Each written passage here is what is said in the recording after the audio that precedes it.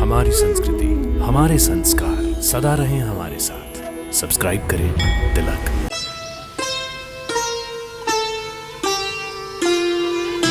श्री राम चरण के सुखद स्पर्श से शिला बनी सुंदर नारी। पद पंकज पावन शोक नशावन, पद रज की महिमा भारी।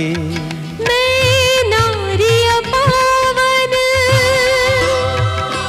मैं नारी पावन, प्रभु जग पावन, पावनता का दान दिया।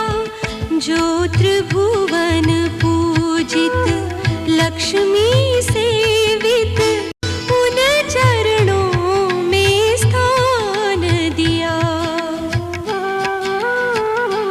ऋषि गौतम द्वारा,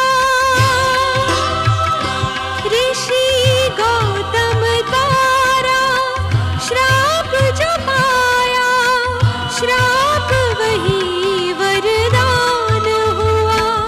गई तन की जड़ता पाई शुचिता, भाग्य जगे कल्याण हुआ। एही भांति सिधारी गौतम नारी, बार बार हरि चरण परी।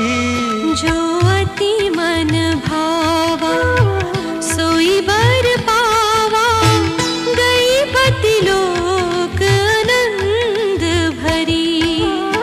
गए पति लोक